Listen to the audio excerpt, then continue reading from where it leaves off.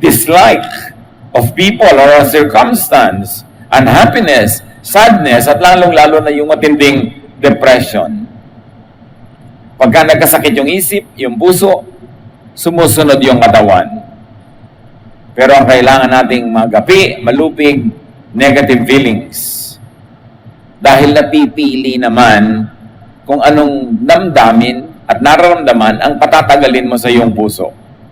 Paminsan-minsan, pabigla-bigla, pabugso-bugso, tayo ay natutuksong magkaroon ng negative feeling, pero nasa iyo na yon para patagalin pa o itaboy na agad-agad. Proverbs 18:14, being cheerful helps when you are sick, but nothing helps when you give up.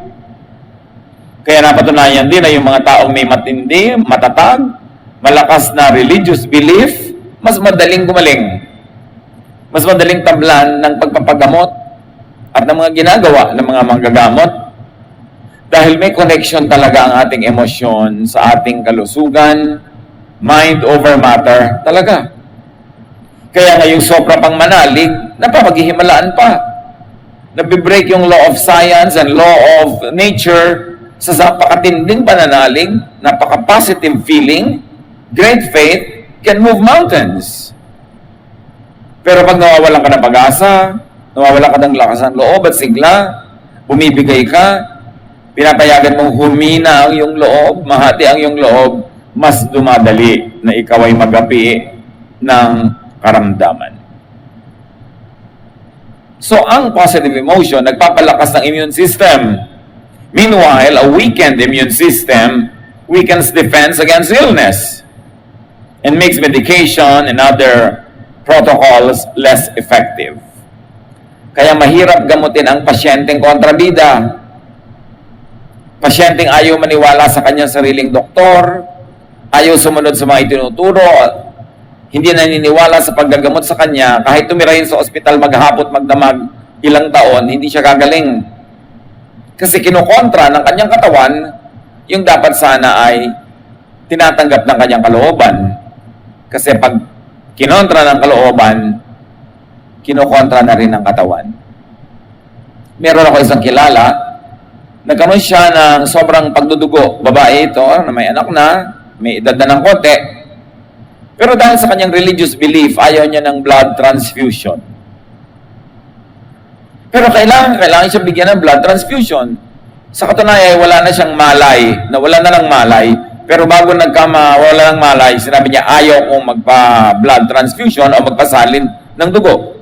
Pero nung nawala na siya ng malay, nagpasya na ang kanyang biyanan na siya ay pasalin na ng dugo para mabuhay. Pero kahit wala na siyang malay, ayaw pumasok ng dugong isinasalin sa kanyang ugat. Ganon kalakas sa kanyang isip. Napigil ng kanyang isip yung physical flow of blood into her veins. Well, needless to say, she died. Pero kasi nagpasya siya na ayaw niya. Malakas ang ating pag-iisip. Kaya pag ikaw nagpasya, gagaling ako. At tinulungan mo ang sarili mong gumaling, napakalaki ng pag-asa na ikay gagaling nga. Pero yung, hindi na ako gagaling, mahina na ako, wala na akong pag-asa, kahit malakas ang katawan mo, hihina. Talagang may kinalaman ang ating emosyon sa ating kalusugan. You are the captain of your soul. Feelings could be controlled, regulated. Feelings could be directed and even engineered. Pwede mong bigyan ng hugis ang iyong nararamdaman. Pwede mong patayin agad ang negative feeling, buhayin ang positive feeling, at pwede mo ring patayin ang positive feeling at ang buhayin mo negative kung anong gugustuhin mo. Dahil tayo nilikha sa wangis ng Diyos, may kapangyarihan ng ating espiritu, may kapangyarihan ng ating isip na may malaking magawa.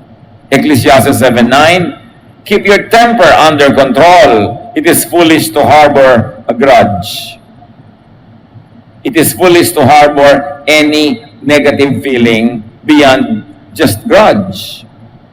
Sabi niya, malaking kahangalan na magtanim ng sama ng loob. Diri mo, nagtanim ka ng sama ng loob. Saan ka nagtanim? Sa puso mo. Saan mo itinanim yung sama ng loob? Sa loob mo. So, nasan yung sama? Nasa loob mo. Dala-dala mo kahit saan. So it is foolish. May nagawa sa iyo mali ang isang tao, nagtanim ka ng sama ng loob, siya natutulog na mahimbing, ikaw hindi. Wala siyang kamalay-malay na negative pala yung feeling mo, ikaw walang ganang kumain, tumataas ang presyo ng iyong dugo, nasisira ang iyong kalusugan, kasi nagtanim ka ng sama ng loob. Mabuti sana kung sa kanya mo itatanim yun pero hindi naman sama ng labas yung itatanim mo, sama ng loob. Kaya yung matatampuhin, lagi nalang may hinanakit, laging may reklamo, laging may galit, laging merong unhappiness, hinuhukay nyo ang sarili nyong libingan. Sinisira nyo ang inyong sariling katawan. Pinadidilim nyo ang inyong sariling mundo. Pinapapangit nyo ang inyong sariling buhay. Kaya sabi, keep your temper under control. Keep your negative feelings under control. Ibig sabihin lang nun, kaya mong kontrolin kasi hindi naman sasabihin ng Bible kung hindi mo kayang gawin Yung nagagalit, alam nyo to, kayang-kaya nyong lalo pang galitin ang sarili nyo. Lalo't may kapangyarihan kayo, parang meron kayong kakayanang magalit, lalo kayong magagalit, lalong lalakas ang boses nyo, lalo kayong sisigaw, lalo kayong mananakit, lalo't kaya ng katawan nyo manakit. Ibig sabihin, ikaw din na nagpapalala ng feelings mo. Depende sa kung gaano kalaking lisensya ang ibinibigay mo sa iyong sarili para magalit. Nakikita niyo yung mga walang kapangyarihan, yung walang kaboses-boses, yung walang say sa buhay. Kahit magalit, tinitimpi niya. At dahil tinitimpi niya, hindi na lumalaki. Natitimpi. Kaya yung kapangyarihan, kayamanan, mataas na ranggo, sinasabayan niya ng godliness, godly self-control at humility. Kasi pag nagpadala ka sa yung yaman, yung kapangyarihan, yung impluensya, lalabas ang pagkahalimaw mo. Ang dapat pinapalabas mo yung pagkaanghel. Kasi nasa iyo pareho yung dalawang yun. Ano ang palalakihin? Ano ang kukonsintihin? Yung init ng ulo? Yung galit? Sabi, kung matalino ka, you will practice self-control. Magtitimpi ka, magpipigil ka. Kasi ang galit na pinalaki, unang-una na magdurusa ang iyong katawan. Pag may nagawa ka pang mali, makagantihan ka pa nung ginawan mo, lalo ka nagdusa. At di ka man gantihan, nagdusa ka na yung katawan mo, at nagpadusa ka ng ibang tao, di ka ba mananagot sa kalangitan, sa ganun? A wise person will control herself or himself, even if he or she had the power for an outburst. Kahit kaya mo sumabog, you can run away with it, makakalusot ka, pero bakit mo gagawin? Masama yun kahit sa sarili mo. So control your feelings. Do not be controlled by it. Pwede mong ipahayag, gusto mong sumigaw ka sandali sa dingding, kaharap ka ng dingding, kaharap mo, sarili mo lang, para ilabas mo lang, pero huwag mo nang ilabas sa kapwa mo na maaaring gumante o maaaring masaktan. Lalala lang ang sitwasyon. Improve your feelings from negative to positive. From doubt to faith. From anger to peace. From hatred to love. From fear to faith. Palaga na na-engineer natin ating feelings. Kaya natin yon kasi tao tayo, hindi tayo hayop. Kaya natin yon kasi binigyan tayo ng Diyos ng wangis niya. Meron tayong kapangyarihan. Do not let bad feelings grow worse or become worst. Negative na yung feelings mo, gawin mo positive. Meron kang ganong kakayanan. And always strive to be happy or happier. Yung pagsaya, desisyon. Pag decided kang sumaya, pasayahin ang sarili mo at pasayahin ang kapwa, magagawa mo yun. Pero pag decided kang hindi ka sasaya, kahit anong gawin ng mundo, hindi ka talaga sasaya. Meron mga tao, pupunta pa lang sa isang social event, sa isang party, decided na silang hindi sila mag-enjoy, hindi sila sasaya. Lahat ng ialok mo, tatanggihan, lahat ng ngiti, sisimangutan, at hindi kikibo. Kasi decided silang hindi sumaya. Merong mga mag-asawa ko minsan decided na hindi sumaya at gawing miserable ang buhay nila mag-asawa. Kitang-kita mo sa behavior. Kaya lagi mag-aaway. Naghahanap lang ng excuse para mang-away. May mga taong decided silang hindi sila sasaya. Pero bakit? when you can decide to be happy. Purpose to be happy. Yung sasabihin mo sa sarili mo, hahanap ako ng ikasisiya at e-enjoyin ko. Hindi ba ang sabi? Ask and it will be given you. Seek and you will find. Knock and the door will be open to you. So ask, seek, and knock for loneliness. You will find loneliness because whatever you ask will be given to you. But when you ask, seek, and knock for happiness, you will receive it because those who seek will find. Those who ask will receive, and to those who knock, the door will be open. The choice is yours. Happiness makes you smile. Sorrow can crush you. Yang lungkot, nakakadurog ng puso, nakakadurog ng buto, nakakadurog ng laman. Ang kalungkutan ay maituturing na isang uri ng sakit. Dapat gamutin, dapat itaboy, at dapat huwag manghawa. At dapat huwag kang magpahawa sa lungkot ng iba. Ipinagtatanggol natin yung saya kasi napakadali nung pasukin ng lungkot. At kasunod nun, pati ang iyong kalusugan ay magdurusa. Help others improve their feelings. Pagka mga tao sa iyong paligid ay napasaya mo, edi naliligid ka ng kasiyahan, imbes kalungkutan, makikinabang ka rin. Create a positive environment, especially in your home. May mga bahay na parang impyerno, awayan ng awayan, gulo ng gulo, wala nang ginawa kundi maghanap pa ng kasiraan, magbangayan. Dapat gawin mo ang magagawa mo para improvein yung climate doon. Ikaw ang maging agent of peace where there is war. Agent of love where there is hatred. Agent of understanding where there is trouble and misunderstanding. Then, pagka tinabla ng ginagawa mo yung iba, magiging agent of positive feelings din sila, hanggang lahat ang ino-contribute sa inyong home positive. Pero ang ino-contribute nyo negative, would you like to live in a home like that? Eh, madalas naman, wala kang choice, doon ka rin titira. Create a peaceful, positive, emotional environment in your workplace. Kaya yung mga mahilig mag-chismis, manira, manggulo, mga agent yan ng kadiliman. Pinapapangit nila yung magandang environment, pinapalungkot nila ang kapwa, at ang sarili nila sinisira din nila. It is important to help others improve their feelings. Create that kind of positive environment and do not needlessly hurt people and yourself. Huwag saktan ang sarili at huwag ding saktan ang iba. Because sometimes it is needless but it has become a habit to hurt others. Yung pang-iinsulto ng physical attributes, yung mga biro na naglalait, lalo't hindi naman kayo matalik na magkaibigan, nasasaktan lang pala siya, iwasan natin sa buhay natin yan. Proverbs 15:18, losing your temper causes a lot of trouble, but staying calm settles arguments. So pagka merong dapat pagtalunan, may pinagkakaiba ng opinyon, ang unahin ay manahimik. Pababain ang emotions. Alisin ang mga galit. Palamigin ng ulo.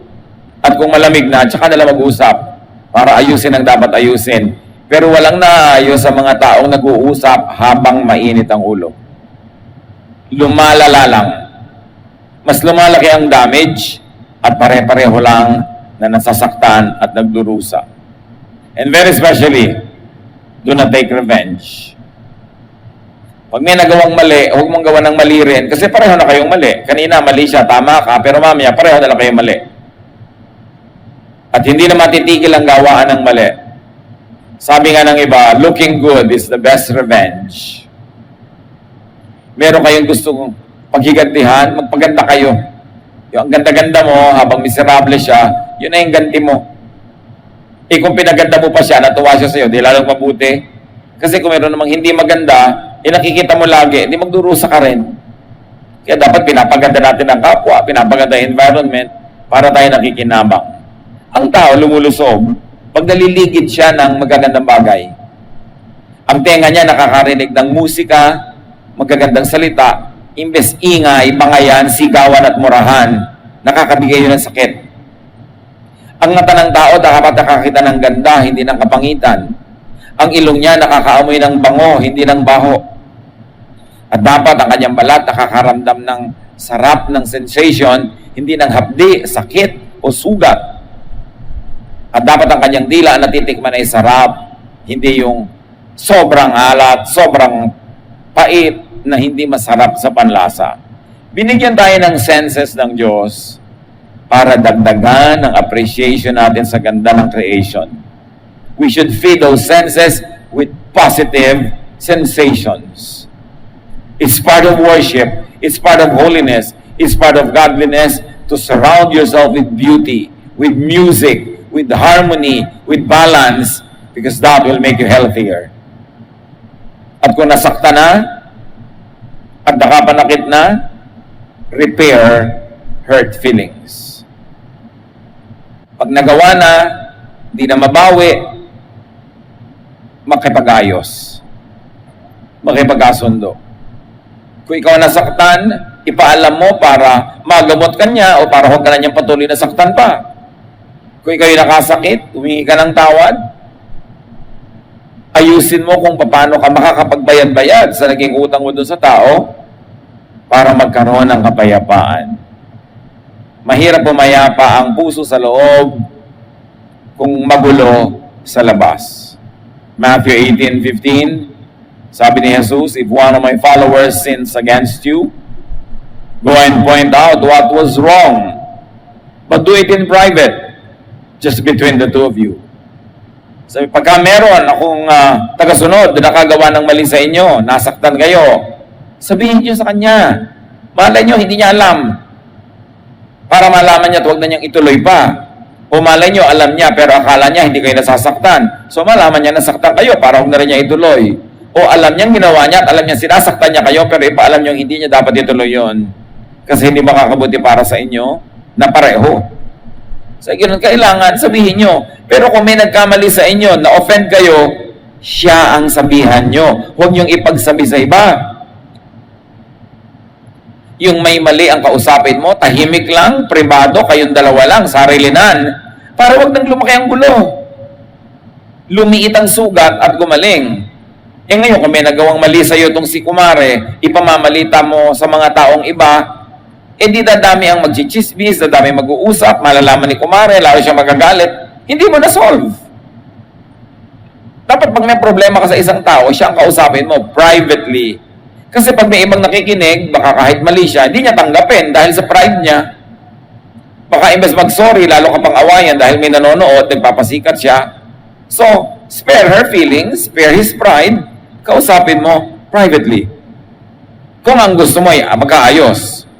Pero kung may nagawa sa iyong mali ang isang tao at sa iba mo ipinamamalita, hindi ka ayusan ang gusto mo. Gusto mong magkaroon ng mga kakampi dahil gusto mong magkaroon ng giyera, gusto mong marami kang nasa side mo. Kaya pinipresent mo ang sarili mo na kawawa, na siya ay hindi mabuti, na ikay mabuti, para kaawaan ka at kumampi sa'yo. Ang ibig sabihin lang nun, ang gusto mo giyera. Yun lang namang gusto ng giyera, ang may gusto ng kakampi. Pero kung tunay na gusto mong kapayapaan, hindi mo kailangan ng kakampi. Kausapin mo yung nakagawa ng mali at kayong dalawa ang magayos. Minimize damage.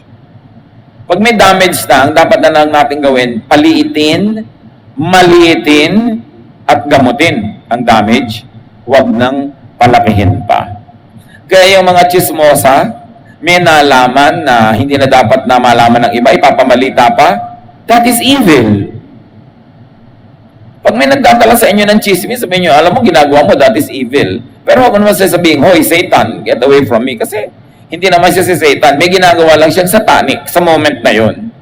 Baka napagdidiliman ng isip. Dapat pag may chismosa, tuwing lalapit sa inyo, sabihin nyo, lumayo ka sa akin. Pero hindi, ano pa? Dahil kung gusto mo. Dahil sabi sa Bible, malinamnam daw talaga katakam-takam ang chismis. Pero alam mo na yon, pagka nalilinam naman ka, natatakaman at nasasarapan, you know also that something is wrong with you. Dapat na o-offend ka sa chismis kahit totoo. At hindi mo na ipamamalita pa. Kasi gugulo lalo sa workplace, sa mga magkakamag-anak, sa mga magkakapitbahay. Kaya ang pangit-pangit ang environment na ginagalawan natin dahil sa chismis. Pag may nagkamali, ano pang gagawin mo? Nagkamali na, kahit sisihin mo yan, gilitan mo yan, liigan mo, tantarin mo, hindi na pwedeng maitama yung mali niya. So, forgive others. Ang marunong magpatawad, yun lang ang matiwasay. Yun lang ang payapa. Yun lang ang malusog ang damdamin. Kasi, mapagpatawad ka mat hindi, ang daming gagawin ng tao na mali. Pero kung mapagpatawad ka, minimize lang ang negative effect on you. Pero pag dinamdam mo, nagtanim ka man sa masama ng loob, gumanti ka, lalo mong pinapasama ang iyong kalagayan. So forgive others and get forgiven. Lalo yung may mga sakit, dinala mo na sa lahat ng doktor, lahat ng ospital, hindi pa malaman kung ano yung sakit, kadalasan sa damdamin. Depressed lang pala, galit lang pala, namumuhi lang pala, nagsiselos lang, naiinggit lang pala. Kaya kung ano-anong sakit ang lumalabas sa katawan, ayaw lumabas sa test. Kasi hindi naman natetest ng mga laboratorio yung damdamin. Hindi nakikita sa x-ray yan. Kahit i-CT scan ka, hindi nakikita yung damdamin. Kaya sabi, ano kaya sakit nito? Ba't di natin malaman?